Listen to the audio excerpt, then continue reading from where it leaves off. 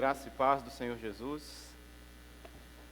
Hoje vamos abrir a nossa palavra, a palavra de Deus, nossas Bíblias, no livro de João, Evangelho de João, capítulo 3.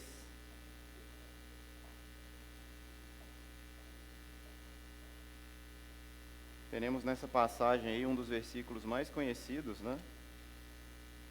no meio cristão. Uma linda mensagem do Senhor para nós. Nós vamos ler do verso 1 até o verso 17. Evangelho de João, capítulo 3, a partir do verso 1 até o 17. Havia entre os fariseus um homem chamado Nicodemos, um dos principais dos judeus. Este de noite foi até Jesus e lhe disse: Rabi, sabemos que o Senhor é mestre, vindo da parte de Deus, porque ninguém pode fazer esses sinais que o Senhor faz se Deus não estiver com ele. E Jesus respondeu: em verdade, lhe digo que se alguém não nascer de novo, não pode ver o reino de Deus. Nicodemos perguntou: como pode um homem nascer sendo velho? Será que pode voltar ao ventre materno e nascer uma segunda vez? Jesus respondeu: em verdade, lhe digo, quem não nascer da água e do Espírito não pode entrar no reino de Deus.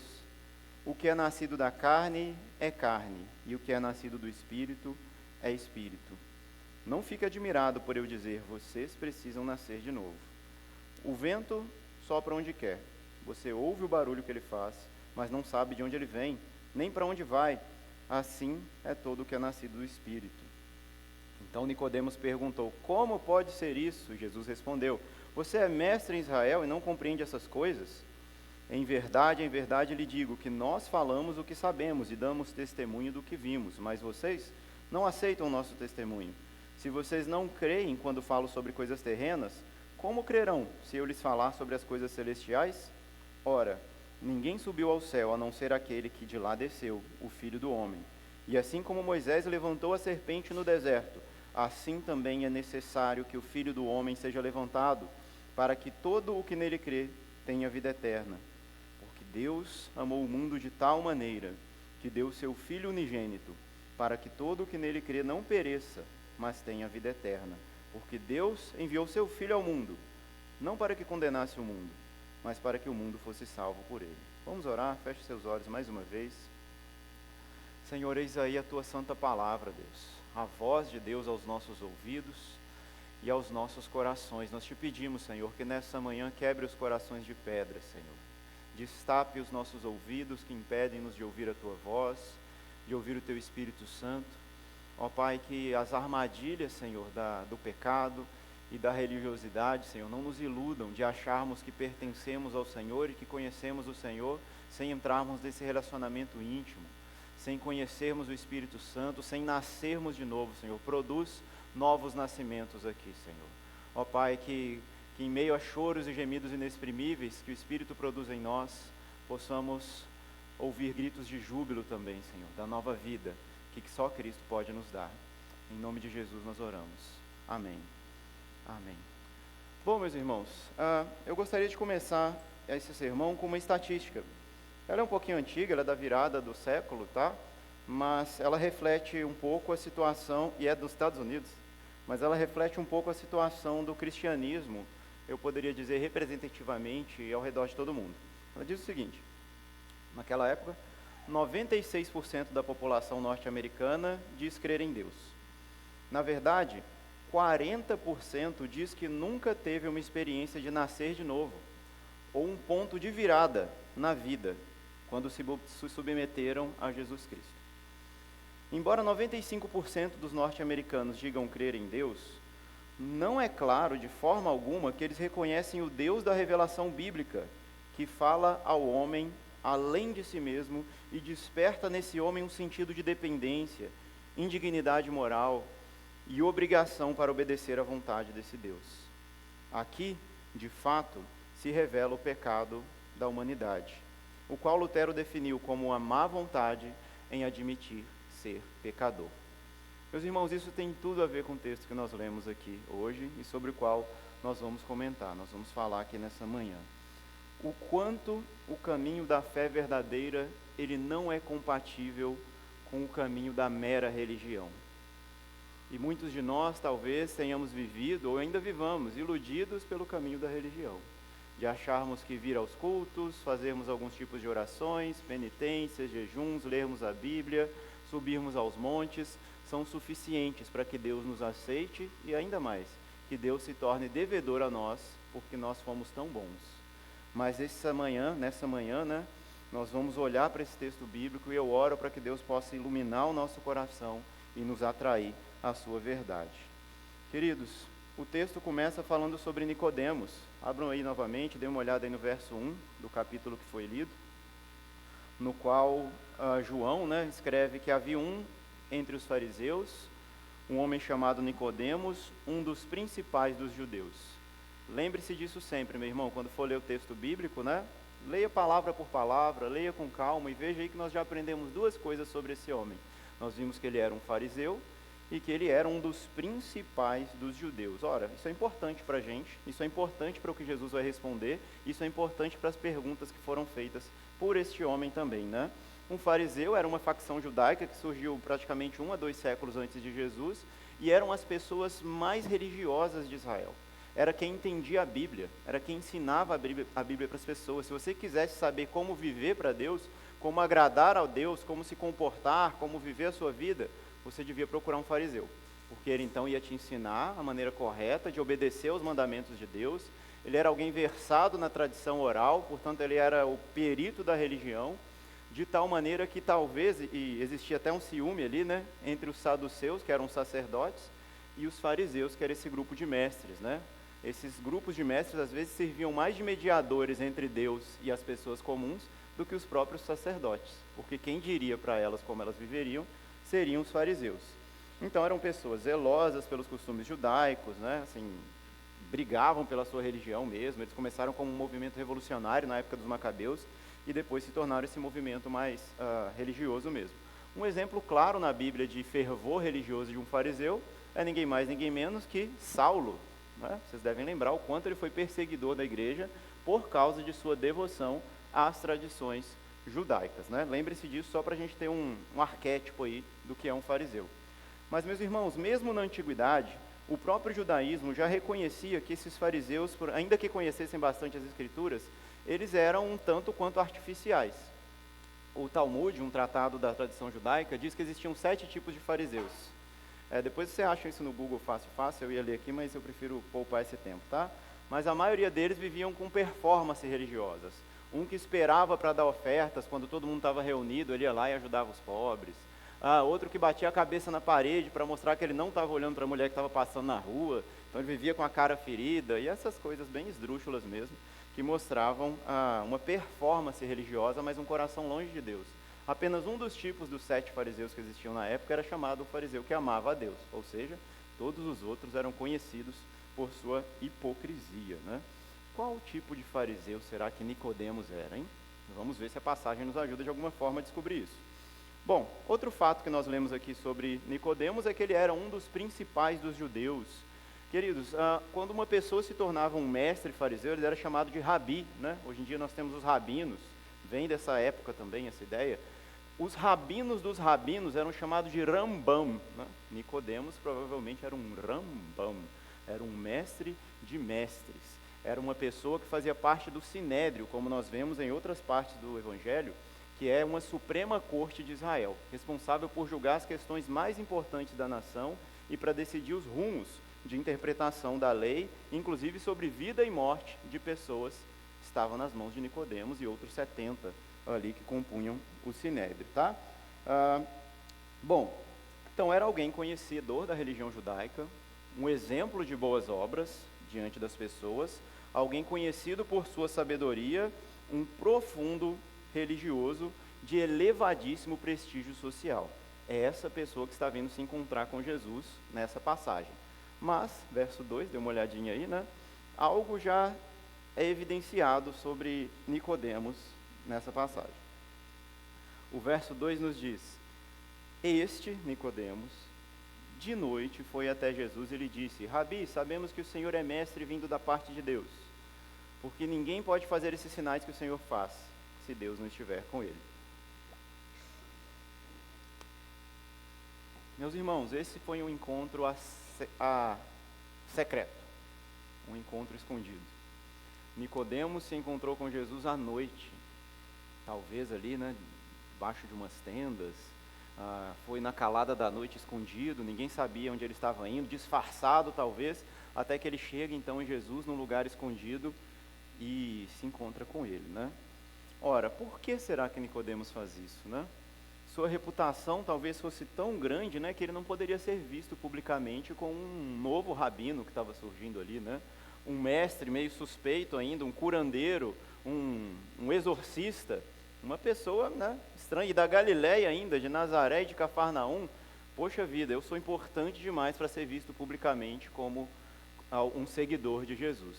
Então talvez tenha sido isso, esse medo de perder a sua reputação, que impediu Nicodemos de se tornar um seguidor de Jesus desde o princípio do seu ministério.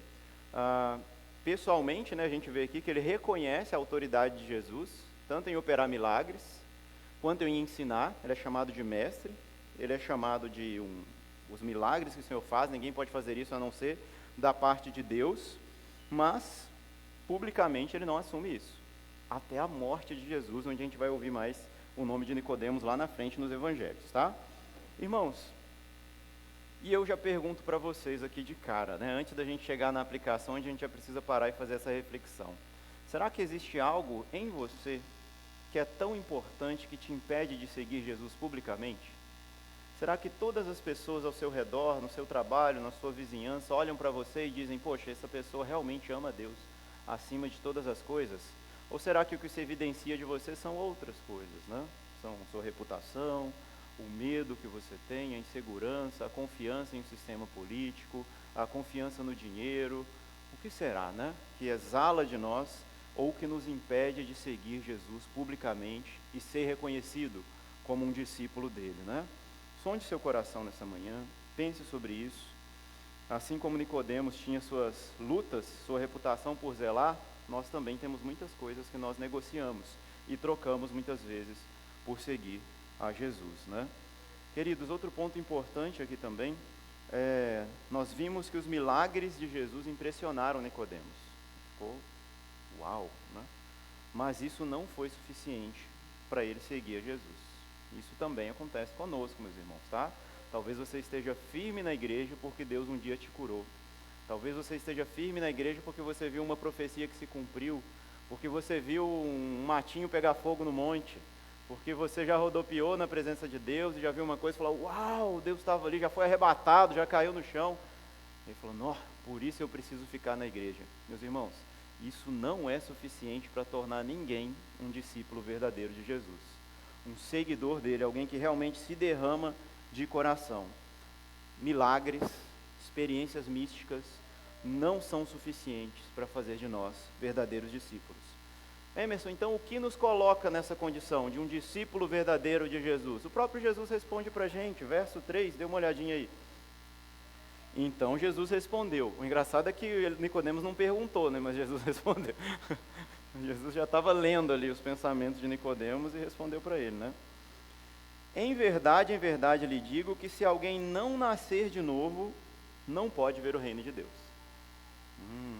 Então, para eu ser um verdadeiro discípulo de Jesus, para eu fazer parte do reino de Deus, o que é exigido de mim é nascer de novo. Obviamente, essa é uma resposta enigmática de Jesus, Mas a gente consegue perceber o tom de Jesus ali, entendendo a intenção de Nicodemos também, Jesus deve ter virado para Nicodemos e falado, estou vendo que você está impressionado com os milagres que eu fiz, não é, Nicodemos? Estou vendo que você gostou de mim, tem uma simpatia, está aqui me encontrando, você é uma pessoa tão importante, veio aqui diante de mim, ainda que no escuro, ainda que de noite, Tá bom, mas deixa eu te dizer uma coisa, Nicodemos, eu não vim para deixar as pessoas impressionadas, eu não vim para ser conhecido como um mero curandeiro, ou ainda um filósofo, um grande mestre, eu não vim para as pessoas ficarem admiradas comigo, ou nem mesmo para elas gostarem de mim. Eu vim para transformar essas pessoas. Eu vim para criar uma nova humanidade, para mudá-las de dentro para fora, e é só isso que me interessa, Nicodemos. É como se ele tivesse dito isso para esse grande rabino ali, né? E Nicodemos, ainda assim, bugado, digamos assim, no verso 4, questiona novamente: como pode um homem nascer de novo sendo velho, Jesus? Será que ele pode voltar ao ventre materno e nascer uma segunda vez? Queridos, a NAA que nós lemos aqui, né, ela suavizou um pouquinho a tradução aqui, porque parece que Nicodemos ele estava realmente sendo irônico com Jesus. A palavra voltar ao ventre, ela suaviza, né, um pouco essa expressão, né, mas no texto original ali é entrar mesmo, né? Eu vou entrar de novo no ventre da minha mãe, né? Uma mensagem, uma imagem estranha, né? Se você parou para pensar nisso, né? Um velho, né? Falou: mãe, licença aí que eu preciso voltar. Já foi difícil tirar, né, mamães aí, né? Imagina, com 3 quilos já foi um sofrimento, imagina, um velho, né? Crê em Deus Pai, né? Não dá, não. Então, Nicodemos está ali zombando de Jesus, aparentemente, né? Falando: não, Jesus, espera aí, vou lá, né? Rasgar o ventre da minha mãe e entrar lá para eu nascer de novo? Não, Jesus, não dá certo, não. Me ajuda aí, né? É impossível. Do que é que você está falando, Jesus? Pare de enigmas e me diga logo o que é que eu preciso fazer, Jesus, para entrar no reino de Deus. Nascer de novo, eu não consigo fazer, eu tenho que fazer alguma coisa, eu sou um fariseu, a lei me diz faça isso, então eu vou e faço. Jesus, fala para mim, o que é que eu tenho que fazer para entrar no reino de Deus? Me explica melhor, né? Imagina só, gente, antes de Jesus então responder para Nicodemos, literalmente, ali, né, a gente precisa reforçar esse ponto que eu disse no início do sermão. A religiosidade, a religião, estava impedindo Nicodemos de se relacionar de maneira correta com o Deus verdadeiro. Ele estava cheio de dogmas, de paradigmas, de formas de obedecer, que para ele só podia funcionar daquela forma. Mas diante da majestade divina, isso tudo não estava valendo nada, né? Nicodemos reconheceu Jesus como um mestre vindo da parte de Deus. Provavelmente um novo Moisés, né? Como a profecia do Antigo Testamento dizia, que Deus enviaria um profeta semelhante a Moisés, né? A ele o povo de Israel deveria ouvir. Ou seja, era crido pelos fariseus de que o Messias traria um novo ensino, uma nova lei ou uma nova explicação da lei. Nicodemos é como se estivesse ele pegando um acesso privilegiado e fala: Jesus, pode falar, com um caderninho na mão. Pode começar a ditar aí quais são os novos mandamentos, ou qual a interpretação correta, e o que eu tenho que fazer, que eu já estou prontinho aqui para obedecer. Vai, fala, Jesus. E Jesus não falando nada, né? Imagina Nicodemos lá: Jesus, qual obra, qual penitência, qual performance religiosa eu tenho que fazer? O que, Jesus? Quantas vigílias? Quanto que eu tenho que dar de oferta? Quantos jejuns? Quantas campanhas? Quantas correntes? Será que se eu me autoflagelar eu vou entrar nesse reino? Se eu me isolar das pessoas e viver no deserto, é isso que o Senhor quer? Só me fala o que o Senhor quer e eu vou fazer. O que é que eu preciso fazer? Jesus insiste. A obra que você tem que fazer é nascer de novo. Meus irmãos, a gente não pode chamar nascer de novo de uma obra, né? Quem aqui realizou o próprio nascimento, assim, intencionalmente, né? Sei lá, na época, qual parte de você, né? O gameta masculino ou feminino que começou isso, né? Começou dentro da sua mãe ou começou dentro do seu pai? Não dá, e o processo mesmo de parir também, né? Nascer, em português, é um verbo sintaticamente ativo, mas semanticamente, no seu significado, ele é passivo, né? Nós não nos nascemos, né? A gente é nascido, a gente é parido, a gente brota, acontece, sem qualquer intencionalidade ou esforço da criança, ou da planta que brota da terra. Você vai lá e bota, nasceu, que isso, começou a chover, já dá esse tanto de planta, né? É uma coisa que acontece naturalmente, espontaneamente, não é algo que nós realizamos, como Nicodemos está insistindo. O que eu tenho que fazer? O que eu tenho que fazer? Jesus vai falar: é como o nascimento, meu amigo. Se tiver paciência, eu te explico melhor, né? Então, o que Jesus está dizendo para Nicodemos não é algo que nós devamos fazer, mas algo que precisa ser feito em nós por Deus. Não somos nós quem produzimos essa nova vida pelo esforço próprio ou pelo desempenho religioso. Guardem isso, meus irmãos, isso é muito importante nessa mensagem. Verso 5 até o verso 8 é uma resposta mais longa de Jesus para explicar mais uma vez para Nicodemos o que ele ainda não havia entendido. Jesus respondeu: em verdade lhe digo que quem não nascer da água e do Espírito não pode entrar no reino de Deus. O que é nascido da carne é carne, e o que é nascido do Espírito é Espírito. Não fique admirado por eu dizer, vocês precisam nascer de novo. O vento sopra onde quer, você ouve o barulho que ele faz, mas não sabe de onde ele vem, nem para onde ele vai. Assim é todo aquele que é nascido do Espírito Santo. Meus irmãos, olha a figura que Jesus usa, né, do vento. Como o vento, ele corre livremente por aí, você não consegue, né, armazená-lo, né? Você não consegue dominar o vento, né, montar nele. Assim é a ação do Espírito Santo em nós. Ela não pode ser controlada pelo nosso esforço. É algo de Deus, é algo que vem, é algo que acontece, é algo miraculoso do Senhor, é como diz Paulo, né? É um mistério de fato. Ele diz lá em Romanos 9, 15 e 16, que Deus disse para Moisés, terei misericórdia de quem eu quiser ter misericórdia, e me compadecerei de quem eu quiser ter compaixão. Assim não depende de quem quer ou de quem corre, mas sim de Deus usar misericórdia ou não. Meu Deus! Até mesmo para eu crer em Deus, para eu nascer de novo, eu preciso da ajuda de Deus? Sim, meu irmão. Sim, esse é o ponto que Jesus está dizendo para Nicodemos e para todos nós nesta manhã.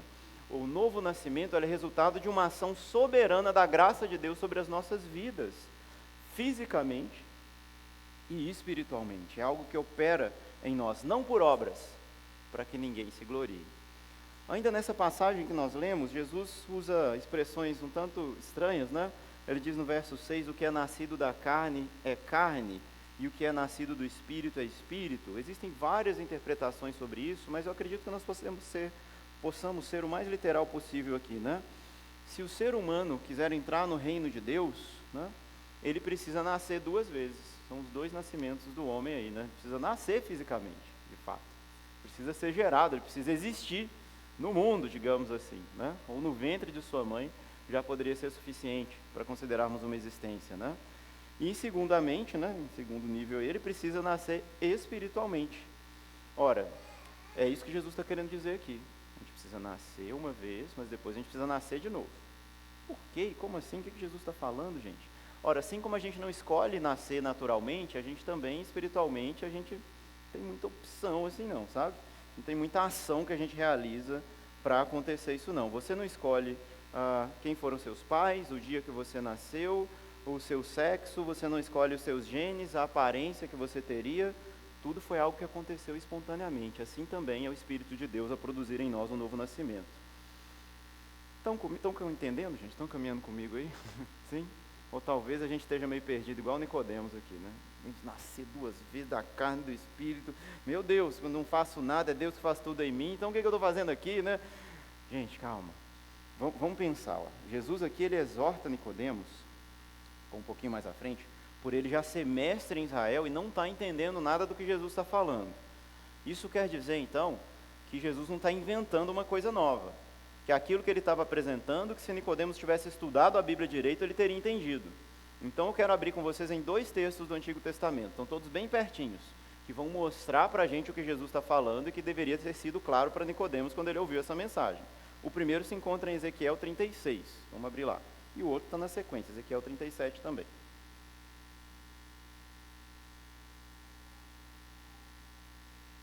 Verso 22 de Ezequiel 36 até o 27.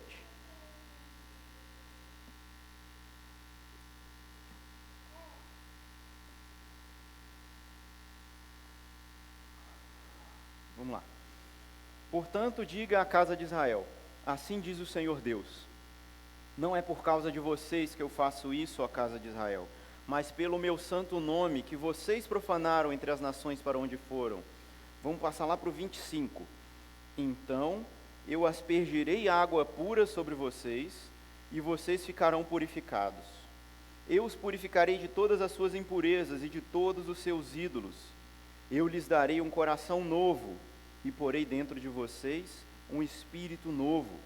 Tirarei de vocês o coração de pedra, e lhes darei um coração de carne. Porei dentro de vocês o meu espírito, e farei com que andem nos meus estatutos, guardem e observem os meus juízos. O que é isso? Novo nascimento, transplante do coração. Coração duro de pedra, que não conseguia bater, que não conseguia sentir, que não conseguia obedecer a Deus. Deus faz um transplante nesse coração, que é feito pela obra do Espírito Santo, habitando no ser humano. Outro texto aí na sequência, Ezequiel 37, 1 ao 6. Veio sobre mim a mão do Senhor, e ele me levou pelo Espírito do Senhor, e me deixou no meio de um vale que estava cheio de ossos. Ele me fez andar ao redor deles, e eu pude ver que eram muito sequíssimos. E então me perguntou: Filho do homem, será que esses ossos podem reviver? Eu respondi: Senhor, tu sabes. Então ele me disse: Profetize para esses ossos, e diga-lhes: Ossos secos, ouçam a palavra do Senhor. Assim diz o Senhor Deus a esses ossos: Eis que farei entrar em vocês o Espírito, e vocês viverão. Porei tendões sobre vocês, e farei crescer carne sobre vocês. E eu os cobrirei de pele, porei em vocês o Espírito, e vocês viverão. E então vocês saberão que eu sou o Senhor. Outro texto agora do Novo Testamento. Nicodemos ainda não tinha o Novo Testamento, né? Mas ele vai ajudar a gente a entender essa teologia bíblica. Efésios 2, 1 a 3. Não precisa abrir, vocês já devem saber quase de cor.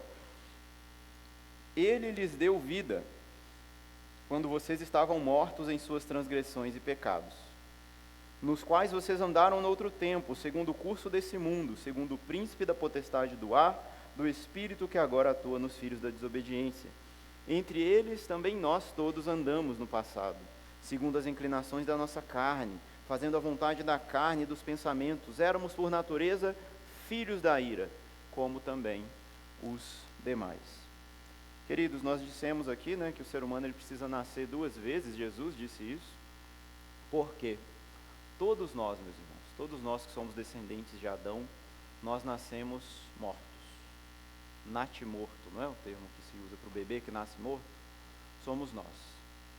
O corpinho está andando, está mexendo, está respirando, né, está sorrindo, está chorando, lindo, mas espiritualmente está morto. Está como um vale de ossos secos. Está com o coração já petrificado desde o nascimento por causa da doença que contraímos, que herdamos do nosso pai Adão, lá no Éden. Queridos, o escândalo do Evangelho é que nós precisamos de que Deus faça algo por nós para que nós saiamos dessa situação, para que a gente deseje buscá-lo, amá-lo, segui-lo e talvez fazer algo por ele, entre aspas. Deus precisa ter feito algo por nós primeiro. E isso, meus irmãos, é contrário a toda religião que a gente conhece. Toda religião vai dizer o que você deve fazer, quais obras você deve apresentar para alcançar o nirvana, para encarnar menos, qual penitência você tem que operar com regularidade, quais jejuns em quais períodos específicos, né, para você alcançar o paraíso, quanto você tem que dar de oferta para você alcançar bênçãos materiais. Tudo isso é o discurso da religião, mas não é o discurso do Evangelho, que nos apresenta uma obra totalmente realizada por Deus, e que o nosso papel é apenas crer e confiar naquilo que Deus realizou, porque de fato, o que os mortos podem fazer? O que os ossos secos, um osso seco pode ajudar alguém, pode levantar ali e falar: não, estou com fome, né, estou magrinho, deixa eu ali comer alguma coisa? Não pode, ele está morto. Um coração duro pode sentir corretamente os afetos que Deus quer que nós sintamos e viver então em obediência a esse Deus? Não pode. O ser humano por si só ele é incapaz de agradar a Deus pelo seu esforço. Por mais que ele ache que as suas obras são boas e que a sua pessoa é maravilhosa, ele não pode fazer nada. É preciso recebermos o Espírito Santo para que consigamos seguir a Jesus e viver de acordo com a vontade de Deus. Essa é a mensagem da fé cristã. Essa é a mensagem do verdadeiro Evangelho. É a boa notícia sobre o que Deus fez por nós para nos reconciliar com Ele. Homens pecadores, inimigos de Deus, que não buscavam o bem, filhos da ira, filhos da desobediência, gente ruim que se alegrava em fazer o mal, que chamava de mal aquilo que Deus chamava de bom, e que chamava de bom aquilo que Deus chamava de mal, gente teimosa, desobediente. É assim que Deus vê toda a humanidade sem Jesus Cristo. Mas Deus, em Jesus Cristo, e sendo rico em misericórdia, fez algo por nós, fez algo por essas pessoas ao nos enviar Jesus Cristo e produzir em nós esse nascimento espiritual. Meus irmãos, talvez você pense assim: mas eu não sou tão mal assim, né? Eu não, isso tudo que você descreveu aí, Emerson, talvez a pessoa mais ruim lá, que está lá na cadeia, seja essa pessoa, mas eu não. Meus irmãos, eu digo para vocês, e assim para mim também, que a gente se conhece muito pouco. Você não se conhece, meu irmão. Você não sabe o tamanho das trevas que estão aí dentro. E Deus conhece. E Deus está vendo o tamanho dessa escuridão. E você não deseja que essa luz brilhe lá dentro. Essa é a maldade, está entranhada dentro de nós. Se você ainda não viu o tamanho das trevas que há em seu coração, aí está mais um motivo para você clamar pelo Espírito Santo nessa manhã. E você poder reconhecer: miserável homem que sou, quem me livrará do corpo dessa morte? Como disse o apóstolo Paulo. Até que nós entendamos, meus irmãos, que é pelo Espírito Santo que nós passamos por tudo isso que Jesus está dizendo, a gente não vai conseguir ser um verdadeiro seguidor de Jesus. A gente vai continuar escravizado em nossas paixões, em nossos pecados. Podemos até gostar de Jesus, considerar Ele uma pessoa legal, um bom exemplo moral, uma pessoa joia, né? Que bacana, né? Eu gosto de ver os filmes de Jesus, é tão bom, né? Jesus é tão legal, mas a gente não vai ser um discípulo, um filho de Deus, um irmão de Jesus ou um amigo de Deus. Seremos simplesmente pessoas que estão ali se alegrando com as coisas boas que Jesus faz, com os milagres, com a sua reputação, com seus ensinos éticos, mas não estaremos em um relacionamento íntimo com Ele. Queridos, vamos continuar aí no texto, verso 9 de João 3, até o verso 13.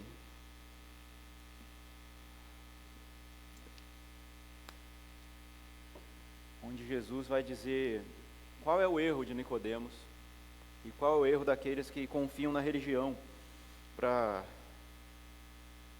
alcançarem a salvação, confiam em suas próprias obras. Diz o verso 9: como pode ser isso? Jesus respondeu: você é mestre em Israel e não compreende essas coisas? Em verdade, lhe digo que nós falamos do que sabemos e damos testemunhos do que vimos, mas vocês não aceitam o nosso testemunho.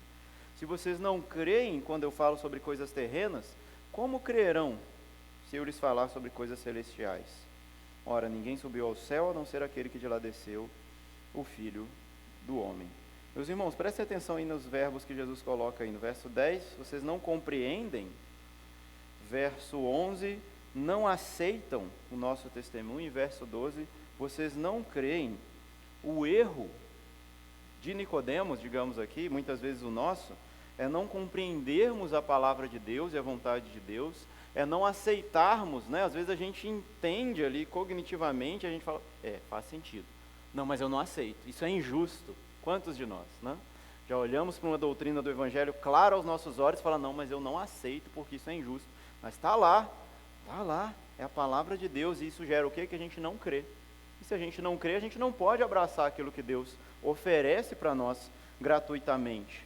A pessoa que mais conhecia a Bíblia e a religião na época, talvez fosse aqui o Nicodemos, e ele era incapaz diante de Deus, de Jesus na frente dele, Deus encarnado, ele era incapaz de compreender, de aceitar e de crer na mensagem de Jesus. O que isso ensina para a gente? Que a religião cega, meus irmãos. Você pode estar diante de Deus ali, mas cego pela religião. Você pode, eu disse no seminário outro dia, né? Você pode ser um doutor em soteriologia, né? Que é o estudo da salvação, e ir para o inferno. Saber todos os termos, conhecer todos os autores, ter lido a Bíblia de cabo a rabo, ter sabido do hebraico, do grego, as variantes textuais, ter feito seminário, ter feito faculdade, ter pregado, ter sido pastor, e ir para o inferno do mesmo jeito, se você não conhece a Jesus, se você não crê, não aceita o seu testemunho, e não compreende essas verdades ensinadas pelo Senhor. Porque só Jesus, olha o verso 13, tem um conhecimento íntimo e interno de Deus Pai. Só Jesus, meus irmãos, nenhum profeta do passado, nenhum anjo conhece Deus Pai como Jesus o conhece. Então ele vem e apresenta para nós quem é Deus e nos aproxima de Deus através de seu sacrifício, que é o que nós já vamos ver agorinha mesmo. Meus irmãos, encaminhando aqui então para o final desses versos, né, já quase no final da pregação, eu preciso considerar aqui, né, que Nicodemos ainda não entendeu, né? Ele ainda está lá entrando em parafuso, mas o que eu tenho que fazer? Jesus falando, ele lá, mas né, seja mais pragmático, Jesus, o que eu faço, né? E aí Jesus olhando para ele, falando, meu Deus, ele não está entendendo. Deixa eu continuar explicando. Aí Jesus fala desembolado, tá vendo? Nicodemos não fala mais na passagem. Jesus vai falando até o verso 21, né? E aí depois a narrativa muda.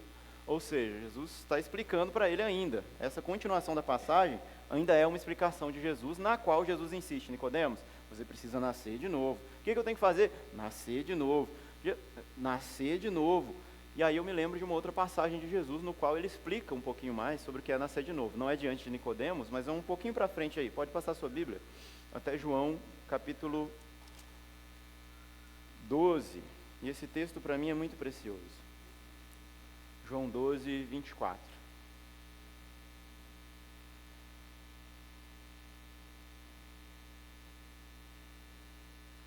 Uma dica sobre o que é preciso para a gente nascer para Deus. Diz assim a palavra do Senhor: em verdade lhes digo, se o grão de trigo caindo na terra não morrer, ele fica só, mas se morrer, produz muito fruto. Quem ama a sua vida perde-a, mas aquele que odeia a sua vida nesse mundo irá preservá-la para a vida eterna. Se alguém me serve, siga-me, e onde eu estou, ali estará também o meu servo. E se alguém me servir, o meu Pai o honrará. Meus irmãos, esse enigma, mais uma vez, essa parábola de Jesus, ela está ensinando para a gente que para nascer de novo é preciso morrer. A semente, ela não brota se ela não morrer. Ela apodrece. Criancinhas que já fizeram experiência do feijão aí sabem disso, né? Transia, e deu ruim, daqui a pouquinho você está lá, brotando e gerando vida. É preciso um caminho de morte para que haja vida. E meus irmãos, esse versículo, ele foi um versículo que marcou a minha vida. Muitos de nós não têm uma experiência de que sabe exatamente quando nasceu de novo, e está tudo bem. Se Deus te alcançou, se você crê no Filho de Deus, você é um regenerado. Mas na minha vida foi um período, foi um dia, um horário, um minuto muito marcante com esse texto. Eu já seguia na religião evangélica há uns 2 para 3 anos, já era batizado, já tinha aceitado Jesus, já tinha feito tudo que era exigido de mim, já pregava, já punha a mão na cabeça dos outros, já vestia terno no culto, já fazia tudo que tinha que fazer na igreja, já dirigia célula, 15 anos de idade. Mas, tem gente mais nova que a Deblenda, a Deblenda dirigiu com 10, né, Blenda? E estava lá, vivendo minha vidinha, né? Vivendo minha vidinha do meu jeito. A religião era uma coisa, a minha vida era outra coisa. Até que um dia doente na minha casa lá, assim, incapacitado, 5 meses já doente, de greve, tomando remédio forte, eu mudando de canal na televisão lá, deitado na minha cama lá, caiu num canal da Universal do Reino de Deus. Irmão. O pastor abriu esse texto aqui e leu esse texto. Quando ele acabou de ler, ele falou: vocês precisam nascer de novo. Eu não lembro mais nada que esse pastor falou. Sim, para mim o tempo congelou naquele momento, sabe? É para mim, é isso que Deus quer de mim. Não adianta eu fazer tudo o que precisa ser feito, ter uma vida religiosa, aparente na frente dos outros, e em casa eu sou outra coisa, ou com os meus amigos eu sou outra coisa. Deus me quer por inteiro, eu preciso morrer. Eu corri naquele momento, fechei a porta do meu quarto, me ajoelhei ali atrás do quarto, não sei se eu desliguei a televisão, não lembro de mais nada, e orei. E clamei a Deus, e eu chorava igual um menino que acabou de nascer, né? O pulmão se abriu, e você chora. Eu pedi ajuda: Deus, misericórdia de mim, eu não consigo. Eu reconheci a minha miséria, reconheci que eu não conseguia seguir Jesus, eu estava brincando de seguir Jesus, e eu precisava segui-lo de todo o coração, que eu precisava perder a minha vida se eu quisesse de fato ganhar a vida que Deus tinha para mim. E esse é o caminho do novo nascimento, e foi algo de Deus, algo milagroso, que brotou em mim. Eu já estava 3 anos na igreja, que não tinha acontecido, porque Deus tem a hora certa, meus irmãos. Ontem eu estava vendo o filme de Paulo, né, lá em casa com o Benjamin, e tem uma hora que o Paulo vai e fala assim, com o romano, né, todo mundo já viu o Paulo, apóstolo de Cristo, né? Ele vai e fala com um romano lá que está resistente, né, em crer no Evangelho. Ele vai e fala: existe um momento em que o próprio Cristo quebra as nossas defesas. Olha que coisa linda, meus irmãos. E nesse momento você vai saber que você é conhecido dele. Olha que coisa linda. Que Deus te conhece, que Ele sempre esteve ali olhando a sua história. E agora você não consegue mais fugir. Esse é o momento do novo nascimento. Então, sem você, identifique você esse momento específico ou não, você sabe que tem uma hora que você falou: não, tem uma hora que eu entendi que era sério, que eu tinha que seguir a Deus mesmo, e não consegui mais resistir a Ele. É isso que Deus faz em nossas vidas, pelo Espírito Santo. Esse é o nascer de novo, e esse nascer de novo envolve um caminho de cruz, né? Vocês viram aí, de morte, né? Mateus 16, 24 diz: então Jesus disse aos seus discípulos: se alguém quer vir após mim, negue a si mesmo, tome a sua cruz e siga-me.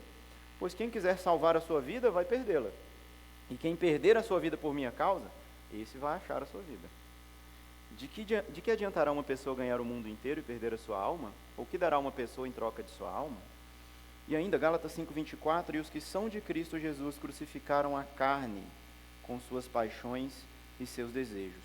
Para nascer em Cristo, nós precisamos morrer para nós mesmos. É uma renúncia diária, meus irmãos, que envolve não só abraçar os sofrimentos que Deus possa enviar para nossas vidas, sofrimentos involuntários, mas também abrir mão de todas as vezes que a nossa vontade, ela conflitar com a vontade de Deus, com os interesses do Senhor, e a sua vontade revelada através dos seus mandamentos a nós. É uma renúncia diária. Eu lembrei aqui de uma música, né, do Marcos Telles, né, que ele diz o seguinte, né, se eu perder tudo que eu tenho aqui, me alegrarei, pois eu sei que eu tenho a ti. Me prostro ao chão para agradecer o teu amor por mim, o teu sangue sobre mim. Se eu perder tudo que eu juntei aqui, me lembre, Senhor, só mais uma vez, eu tenho a ti, e eu me prostro ao chão para agradecer o teu amor. É isso, é essa entrega, né? Talvez, como a Samara orou mais cedo, muitos dos nossos irmãos estão perdendo as coisas físicas, materiais, ali em Juiz de Fora e na região, né? Que eles tenham essa fé também, que eles sejam fortalecidos pelo Senhor para ter essa confiança. Mas essa perda aqui, que eu acredito que o poeta esteja falando, e Jesus também, é uma perda dos nossos valores, dos nossos ídolos, dos nossos amores desordenados, dos quais precisamos abrir mão e crucificá-los, para que possamos então, somente assim, amar ao Senhor e servi-lo livremente. Eu oro, meus irmãos, para que nessa manhã você possa ter esse encontro com o Senhor. Você possa ver Jesus em sua vida e as suas resistências sejam quebradas. Que hoje você possa dizer, Jesus, eu te entrego tudo. Eu te dou a minha vida, minhas paixões, minhas ambições, meus sonhos. Tudo é teu, Senhor. Eu quebro aos seus pés os meus ídolos, os meus pecados. Coloco diante da sua cruz.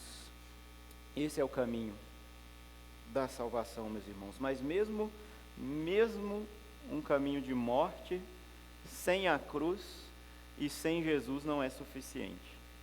Você pode abrir mão de tudo que você acha que é pecaminoso, e você sabe que a Bíblia fala que você não pode fazer. Mas isso não vai te garantir um lugar no céu também. Poxa, mas está ficando cada vez mais difícil. Imagina o Nicodemos, então, nessa situação, né? Não dá, gente. Não dá pelo mero esforço também para a gente fazer isso. É preciso que algo aconteça antes para que a gente possa, então, morrer para nós mesmos. E ao final da passagem, vamos voltar lá para o capítulo 3. Agora a gente já está encerrando mesmo. Verso 14, 15 e 16. O que nos possibilita nascer de novo e o que nos possibilita morrer para nossos interesses? É isso. Assim como Moisés levantou a serpente no deserto, assim também é necessário que o Filho do Homem seja levantado, para que todo o que nele crê tenha a vida eterna. Porque Deus amou o mundo de tal maneira que deu seu Filho unigênito para que todo o que nele crê não pereça, mas tenha vida eterna. Porque Deus enviou seu Filho ao mundo, não para que condenasse o mundo, mas para que o mundo fosse salvo por ele. A morte de Jesus e o seu renascimento é o caminho aberto para a nossa morte também e o nosso renascimento. Esse é o caminho. Jesus abriu o caminho, Jesus possibilitou a salvação para os homens que não tinham salvação. O único Filho de Deus, o unigênito, foi levantado na cruz por amor a nós, para que nós possamos segui-lo. O Pai não deu Jesus simplesmente para ser um bom exemplo de boas obras na humanidade, um homem caridoso como Gandhi ou como qualquer outro pacifista. Não, Jesus foi dado por nós para assumir a culpa e o pecado da humanidade. Ele é o Cordeiro de Deus que tira o pecado do mundo. Hebreus 9:26 diz que ele se manifestou de uma vez por todas para aniquilar o pecado por meio do sacrifício de si mesmo. 2 Coríntios 5 diz que ele se fez pecado por nós, para que nós fôssemos feitos justiça de Deus. Cristo está inaugurando uma nova humanidade, a saber, os que creem em sua obra. Amém, meus irmãos? Eu queria ler um texto maior agora da carta de Romanos, e a gente vai encerrar com isso. Romanos 5. A gente vai saltar alguns versos, mas eu vou anunciando para vocês. Como Paulo, um fariseu, que brigava com Jesus, que perseguia a igreja de Cristo, que provavelmente matou muitos cristãos, tem esse encontro transformador com Cristo. É regenerado, nasce de novo e entende o que Jesus veio fazer por nós, que a religião não poderia fazer, que as nossas obras, os nossos esforços não poderiam alcançar. E ele, numa passagem linda aqui de Romanos, que vai do capítulo 5 até o meio do capítulo 6, mas eu vou pegar alguns intervalos, ele explica tudo isso que eu acabei de falar aqui em quase uma hora, de maneira muito mais clara e muito direta para nós. Ele diz: ora, a esperança não nos deixa decepcionados, porque o amor de Deus é derramado em nosso coração pelo Espírito Santo, que nos foi dado. Porque Cristo, quando nós ainda éramos fracos, morreu a seu tempo pelos ímpios. Dificilmente alguém morreria por um justo, embora por uma pessoa boa, talvez alguém animasse em morrer. Mas Deus prova o seu próprio amor para conosco, pelo fato de Cristo ter morrido por nós, quando nós ainda éramos pecadores. Logo, muito mais agora, sendo justificados pelo seu sangue, seremos por ele salvos da ira. Porque se nós, quando inimigos, fomos reconciliados com Deus mediante a morte do seu Filho, muito mais estando já reconciliados, seremos salvos pela sua vida. E não apenas isso, mas também nos gloriamos em Deus, por meio do nosso Senhor Jesus Cristo, mediante o qual recebemos agora a reconciliação. Fomos justificados, seremos salvos da ira, fomos reconciliados mais uma vez. Quanta voz passiva, né? Paulo usa aqui para mostrar que a ação é de Deus em nosso favor. Verso 12. Portanto, assim como por um só ser humano entrou o pecado no mundo e pelo pecado veio a morte, assim também a morte passou para toda a humanidade, porque todos pecaram. Vamos lá para o 17 agora. Se a morte reinou pela ofensa de um e por meio de um só, muito mais os que receberam a abundância da graça e o dom da justiça reinarão em vida por meio de um só, a saber, Jesus Cristo. 18, portanto, assim como por uma só ofensa veio o juízo sobre todos os seres humanos, para a condenação, assim também por um só ato de justiça veio a graça sobre todos para a justificação que dá vida. Porque como pela desobediência de um só homem, muitos se tornaram pecadores, assim também, por meio da obediência de um só, muitos se tornarão justos. Capítulo 6, vamos ler do 1 ao 7, depois a gente pula.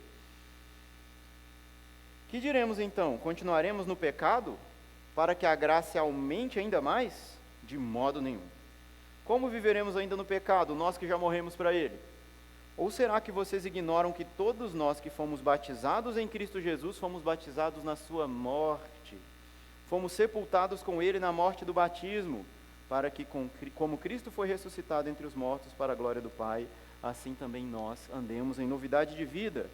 Porque se fomos unidos com ele na semelhança da sua morte, certamente o seremos também na semelhança da sua ressurreição. Sabendo isso, que a nossa velha natureza foi crucificada com ele, para que o corpo do pecado seja destruído e não sejamos mais escravos do pecado. Aí a aplicação de Paulo, verso 12. Portanto, não permitam que o pecado reine em seu corpo mortal, fazendo com que vocês obedeçam às suas paixões.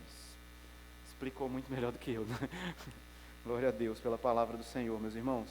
Queria pensar em três aplicações aqui bem breves, para a gente levantar, orar em breve e cear. A primeira delas é cuidado com o caminho da religiosidade cega, meus irmãos. Cuidado. Sei que esse é o maior perigo de cristãos professos, como eu comecei falando da estatística aqui, né? 95% lá dos americanos declaravam ser cristãos evangélicos. E cadê a transformação, né, na vida dessas pessoas? A maioria falava: não, mas você conhece a Deus? Não, não conheço a Deus não, mas eu sou crente, né? Sou evangélico não praticante. Irmão, cuidado com o caminho da religiosidade cega. Não estude a Bíblia somente para alimentar um orgulho religioso, para bater meta, né? Eu li a Bíblia em um ano, não entendi nada, mas eu li a Bíblia em um ano, né? Não pense que o cumprimento de qualquer dever religioso fará Deus te amar mais, ou ficar mais satisfeito ou em dívida com você porque você fez isso ou fez aquilo. Nenhum de nós tem direitos diante de Deus. Nossa segunda aplicação: temos que nascer de novo, né? Jesus disse: não se assusta não, mas eu tenho que dizer que vocês precisam nascer de novo. Se você ainda não teve esse encontro com Deus, esse relacionamento pessoal e íntimo com Jesus, se você ainda não compreende, não aceita e não crê nele, você precisa buscar isso hoje, meu irmão. Não deixe isso para depois. Entra para a família de Deus. O caminho para renascer é a obra de Jesus. Deus já fez tudo por nós, o caminho está aberto. Nós precisamos crer na obra de Jesus e então segui-lo, porque o resgate já foi pago com um alto preço. Você crê que Jesus fez isso por você? Então apegue a essa verdade e siga Jesus de coração. E essa é a nossa terceira aplicação. Tome a sua cruz e siga Jesus. Deposite aos pés do Senhor o seu orgulho, a sua falta de fé, seus medos, inseguranças, ansiedades, a falta de confiança em Deus, justiça própria, paixões carnais, reputação, e siga Jesus. Fé e arrependimento. É isso que Deus exige de nós. Fé e arrependimento. Amém?